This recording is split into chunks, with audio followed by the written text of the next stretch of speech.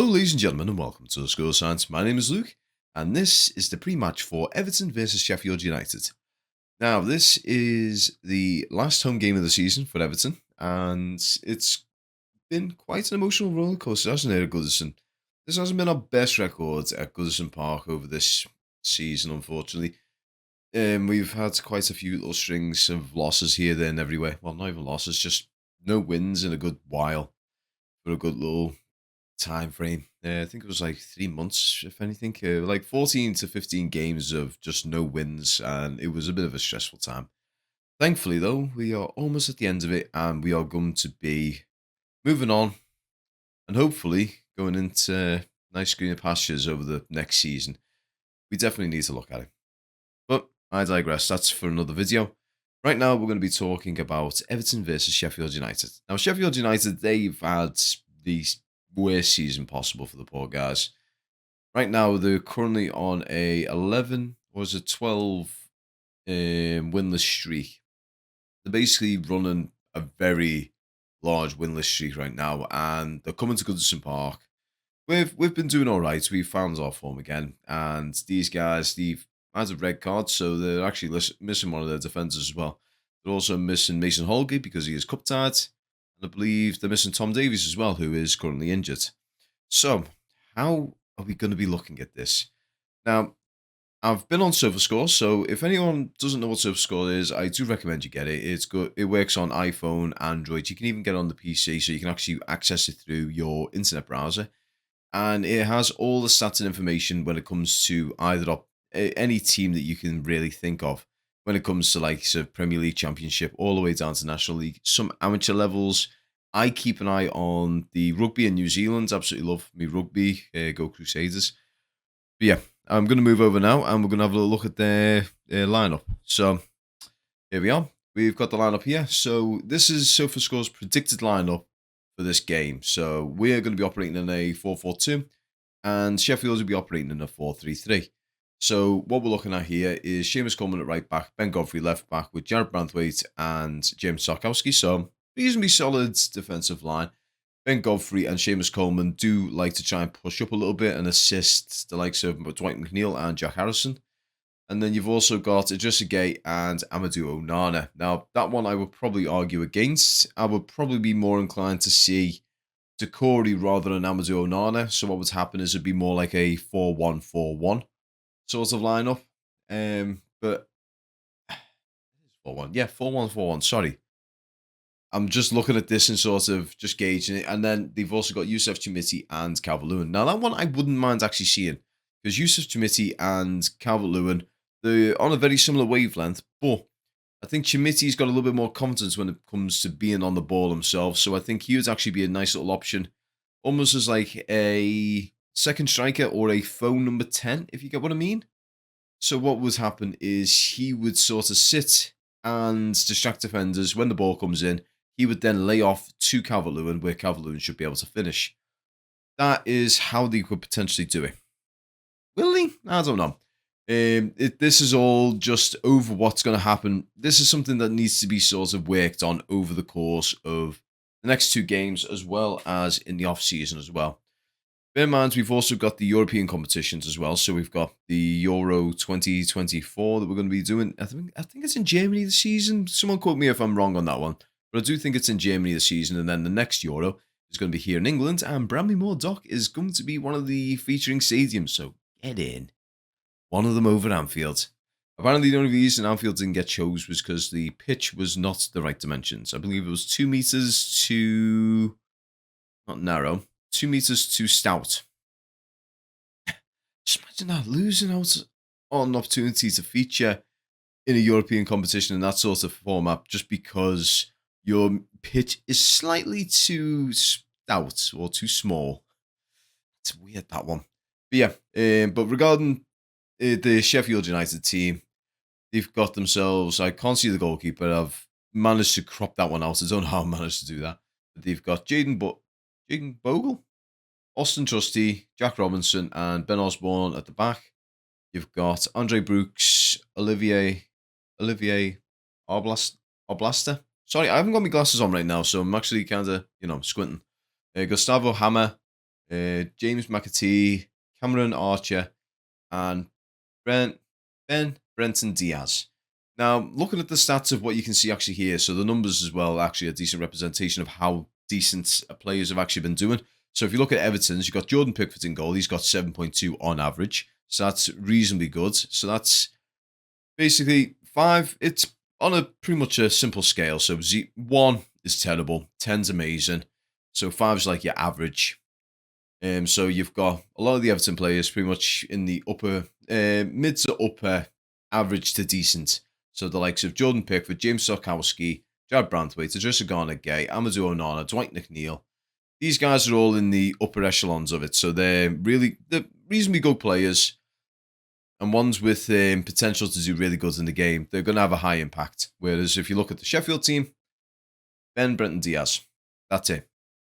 So is this a bad thing? No. These are just numbers on paper. What can happen on the day can be a whole different story. Now, bear in mind, this is not the guaranteed lineup. This is purely just speculation. This could be a completely different lineup. So, for example, this is the lineup I would have liked to have gone with. So, sorry for this. There we go. So, this is the lineup I would like to experiment with. So, it is a 3-5-2 formation or a 3-1-4-2 formation if you want to look at it this way. So how this works is very attack-minded. So you've got your Branthwaite, Tarkowski, and Godfrey. They are left centre-back, right centre-back, respectively. Tarkowski is the captain, obviously. Idrissa Gueye sitting just in front of them. So what Idrissa Gueye would be pretty much doing is, in a situation of counterplay or opposition or in possession, he would hang back and become the 4th defender, essentially. He would pretty much just sit in front or just try and cover certain areas wherever we get stretched wide.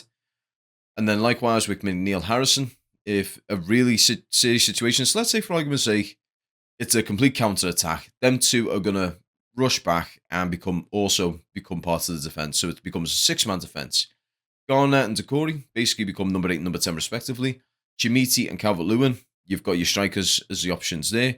Again, Chimiti hanging just back just to be a provider rather than a direct shooter. So if an opportunity does pronounce itself and he thinks he can score, he will definitely go for it. Otherwise, he will try and lay off Calvert-Lewin, whether that be pushing wide into a box either side and crossing it in for Calvert-Lewin to header. As we know, headering is Calvert-Lewin's bread and butter. That's his strongest asset when it comes to scoring goals.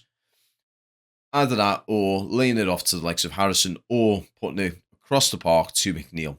So again, these are all wide options, and like I said, it's very based around a heavy attack. So this is what I would do if I was in the situation right now. Because bear in mind, we are safe. We are mathematically safe right now. So there's very little to no risk of us being able to, basically, if we lose both against Sheffield and to Arsenal, it would suck. But there is no way for us, in a sense, to go down. There's no theoretical way. Essentially, right now, the worst we would get is 16th, if I'm not mistaken. I think 16th or 17th, because 18th, 19th, and 20th are the ones who will be going down. So 17th would be our absolute worst. Nottingham Forest would be the ones who leapfrog us, likewise with Brentford. Best case scenario, I do believe if we win both of our games, we get 6 points, and then we will push up to, I believe it's 14th. We might get 14th, depending on what happens around the other games around us. So basically, Crystal Palace have to lose all their games for us to leapfrog over them. And I think there might be someone else, so we could even push to 13th. That's if we manage to beat both Sheffield and Arsenal. And it's has to be, I think it might even have goal difference could even be a factor as well. But regardless, how do I think this game's going to go out? Well, I'm not normally someone who likes to guess on how a game's going to go. But for the sake of the channel, I'm going to say 2-0. 2-0 to Everton. And I'm thinking it's going to be Calvert-Lewin. And I think it's going to be Jack Harrison. Jack Harrison's been long itching for a goal. So I do think he might be the one who actually comes out and pips something. Similar to how he did it with Bournemouth, where he just got the ball, straight hit, and it looped the keeper. I'm thinking something along those lines, but I'm thinking it'll be something in a corner situation. So I'm thinking a corner will go in, ball will get scrambled around the box, come out, he will hit it, and it'll go in. That's my assumed guess. But anyway, guys, I'd like to thank you all very much for watching. If you liked it, hit that like button down below. Like I said, this is almost like a little faux prototype. So what we're doing right now is just testing things out, seeing how things go, where we can improve, where we're doing well, and discussing all this sort of stuff. Like I said, there will be no post-match reaction for this one, but for Arsenal, there will be a post-match reaction. So we're going to do it in that sort of aspect. So we're going to see how it looks with the pre-match. We're going to see how it looks with the post-match, and then we can work with it from there. So if you want to put any feedback, anything like that in the comments below, greatly appreciate it. Also, again, I'd like to say a huge thank you to Rob, who runs Forever Everton. So if you don't know who he is, he's basically a very talented artist who is on Twitter. He makes a lot of stuff that's Everton based and Everton centric. Unfortunately, this is not his. This is something I actually got from a shop. Well, actually, it wasn't a shop. I got it off a family member for Christmas. I absolutely love the guts of it. Also, 3 shirts. This one is part of the UK Fan Token Cup. I did absolutely terrible in it. Well, basically, we played well, didn't win a single game. And when it came time for the crossbar challenge, unfortunately, I didn't have a great knee, so I couldn't exactly get to the crossbar. To get it in the corner, though, I got it close to the corner. If it was a free kick situation or it was an on the spot sort of moment, it would have been spot on. But yeah, pictures right here if you want to have a look. I played at Goodison Park, absolutely loved it, and it's something I will cherish for the rest of my days. Got to meet Leon Osman as well. But yeah, so back at it. So what Rob is going to be doing, he's going to be providing me with some bits of artwork that are going to go back here. What I am thinking of doing is actually bringing down these shirts and potentially looking at removing, well, no, I'm not going to remove the shelf. I love the shelf too much. But we're going to probably bring the shirts down and get a few frames up here. So I'm thinking the Bramley Moore one. So he's got a nice Bramley Moore one. He's got the Goodison Park one. Some of them with Everton, you know, the likes of Duncan Ferguson, Tim Cahill, Arteta, all those guys. People I've idolised when I was growing up and all that. So get some of them up there. And if you guys want any of this stuff, just bear in mind, he doesn't just do our frame or anything, and our frames. He also makes shirts as well. So he has nice shirts.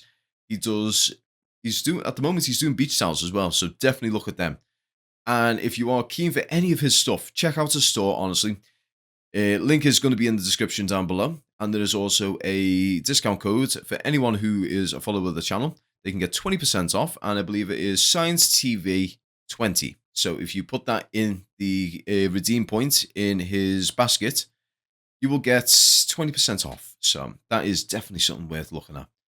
But anyway, guys, I'd like to thank you all so much for watching. I really appreciate you. I really see what I mean. This is the thing with these videos. I will trip over my own tongue at the moment. I feel like bloody Albert Einstein when he's got his little tongue around. I need to work on this. This is stuff I do need to work on.